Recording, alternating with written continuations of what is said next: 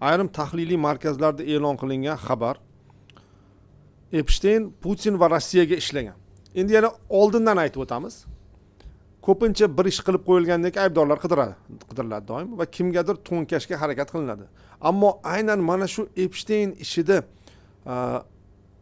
to'nkashga ag'darishga harakat qilish kimgadir juda kulgili chiqmoqda. Hozir men o'qib beraman, keyin bunga Abdulla aka munosabatlari. Men oldindan aytdim.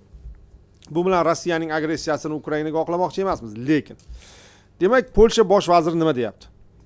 Donald Tusk Epstein fayllarda Rossiya prezidenti Vladimir Putinga bevosita aloqador mingdan ortiq hujjat, Moskva bilan bog'liq esa 9000 ta hujjat borligini aytgan. Uning aytishicha, Federal qidiruv byurosi Epstein Putin boyligining bir qismini boshqargani haqida ma'lumotga ega. Epstein barcha hujjatlarni arxivlagan, G'arbning nufuzli yetakchilarini, prezidentlar, bosh vazirlar, dunyodagi eng yirik kompaniyalar rahbarlarini tasvirga tushirgan. Ekspertlar bu Rossiya KGBsi tomonidan oldindan rejalashtirilgan operatsiya, ya'ni asal tuzog'i. Asal tuzog'i shirin o'lja asosan AQSh boshchiligidagi G'arb elitalari uchun qo'yilgan tuzoq bo'lishi ehtimoli juda yuqori degan fikrga kelmoqda, deydi Tusk. Lekin bu Vladimir Putinning tuzog'i bo'ladimi? Geosiyosiy operatsiyami yoki razvedka o'yini aslida farqi yo'q. Bitta haqiqat bor. Bu jinoyat. Va aynan shu jinoyat yillar davomida o'zini axloqiy yetakchi, demokratiya posboni sifatida ko'rsatib kelgan G'arb elitalarining ichki chirkinligini ochib tashladi. Juda to'g'ri. Endi yana bir masalani aytib ketaylik. Ya'ni bu yana o'sha bu Vladimir Putinning tuzog'i, Si Zinpinning tuzog'i bo'ladimi, Kim Chen Inning tuzog'i bo'ladimi? Hattoki, mana ahamiyati yo'q. Lekin bularda tanlov bor edi. Mana shu tuzoqqa tushmaslik tanlov bor edi. Hech kimni boshiga qop kiydirib orolga olib borilmagan Abdulla. Endi uzr, biroz hissiyotga berilib ketyapmiz. Ya'ni bu yerda tushunamiz Rossiya oppoq emasligini. Lekin hozir aynan endi nimagadir hozir fokus shunday burilyaptiki, bu Rossiya tomonidan tashkil qilingan mana shunday katta operatsiyaga o'xshatishyapti-da bu narsani. Aytaman. Agarki Rossiya tomonidan tuzoq qo'yilgan taqdirda ham tuzoqqa tushmaslik ularda tanlovi bor edi. To'g'ri. Ular bilib turib tuzoqqa tushdi. Birinchidan inson sifatida, ikkinchidan ular davlat rahbarlari. Ular katta baobro insonlar. Mana bir strategik fokus. Men juda ham xursand bo'ldim. Mana shu o'z do'stlarimiz tahlil markazi bugun ularning yana bir ekspert Islomxon Gaffarov ham studiyada ishtirok etadilar. Yozyapti qarang. Ko'p narsa qarang. Mana. Eng muhim siyosiy signal shundaki, mana Nurbek qarang, juda ham urg'uni nimaga berilyapti. Axloqiy tomonlari mayli, endi u tamom, endi bu qarang. G'arbning axloqiy ustunlik haqidagi narrativi parchalanmoqda. G'arbdagi prezidentlar, bosh vazirlar va transmilliy korporatsiya rahbarlari yillar davomida boshqalarga saboq bergan elita aslida shantajga juda oson tushadigan, axloqiy mezonlardan ayrilgan va butun tizim uchun xavf tug'diradigan kuch ekanini ko'rsatdi. Shu sababli bu ishni faqat Rossiya KGB yoki FSB bilan izohlash mas'uliyatdan qochish xolos. Munosabatingiz qanday? Menimcha hozirgi bu ishlarda Vladimir Putinni aybdor qilish bu G'arb ommaviy axborot vositalarining jirkanchishi deb. Abdulla aka, shu yerda bir qo'shimcha qilib ketaylik. Vladimir Putin Rossiya hukumatining Ukrainaga agressiyasini umuman oqlamayapmiz. Yo'q, bu yerda umuman bu haqda emas.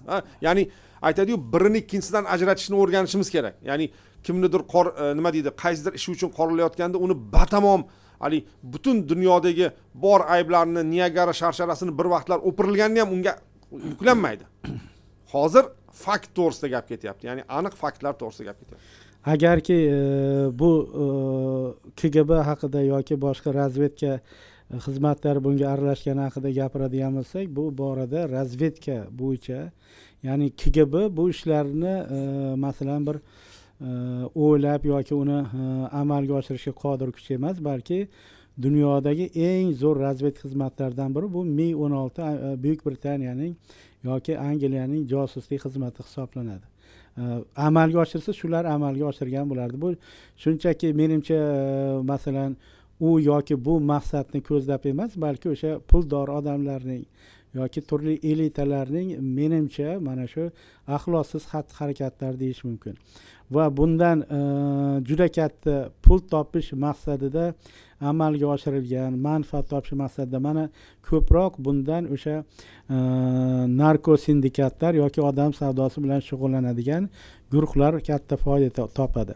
Masalan, bu 1999-yillardan beri amalga oshirib kelinayotgan xatti-harakat Epstein ishi, ya'ni o'sha vaqtlarda mana sobiq Yugoslaviyada, Kosovada yoki Balqonning boshqa mamlakatlarida, Serbiyada harbiy harakatlar amalga oshirildi NATO tomonidan.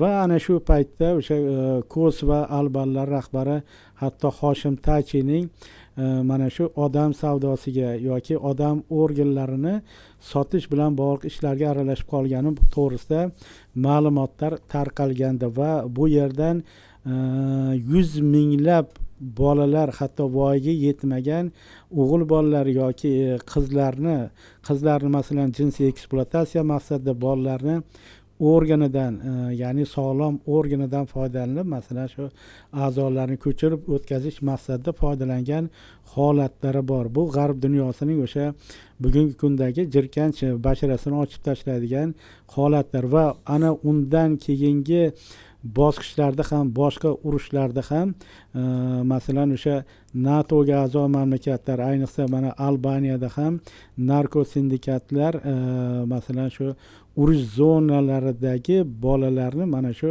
hattoki eshitishim bo'yicha 1 milliondan ortiq yosh bolalar izsiz yo'qolgan. Ya'ni Yevropadan yoki arab mamlakatlari, Yaqin Sharq Afrika mamlakatlaridan olib ketilgan bolalarning taqdiri hozirgacha 1 milliondan ortiq noma'lum. Mana shu okean ortiga olib ketilgandan keyin ularning taqdiri nima bo'ldi?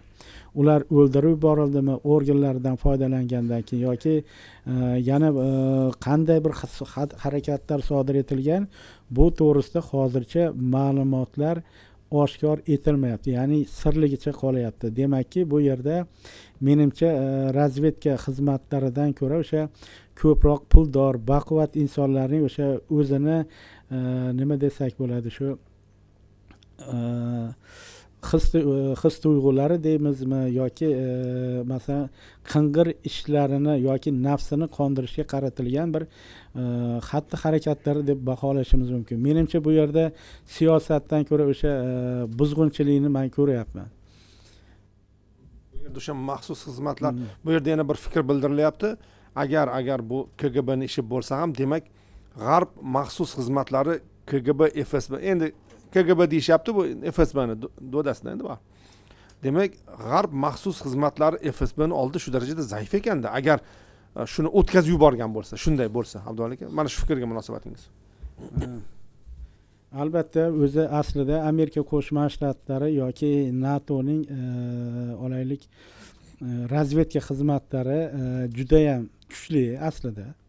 Mana biz o'tmishda ko'rdik, o'sha sovuq urush davrida o'sha NATO maxsus xizmatlari, Amerika Qo'shma Shtatlari, Angliya, Isroil razvedkasi qanchalik kuchli ekanligini yaxshi bilamiz, lekin bu yerda albatta sovuq urush yakunlanganidan keyin dunyoda qandaydir bir nazorat yo'qoldi deyishimiz mumkin. Yoki mana o'sha Birlashgan Millatlar Tashkiloti nufuzini tushib ketishi, Amerika Qo'shma Shtatlarining dunyodagi ustunligi yoki hokimiyatning yoki boylikning bir hovuch kishilar qo'lida to'planishi ham mening nazarimda mana shunday xunuk oqibatlarga olib kelyapti. Albatta, Epstein juda ham boy kimsa edi va u o'z atrofiga mana shu Clintonga o'xshagan, mana Clintonning o'zini ham ma'naviy buzuqligini juda yaxshi bilamiz. Monika Lewinsky bilan ishqiy munosabatlari yoki boshqa rahbarlarning hali juda ham ko'plab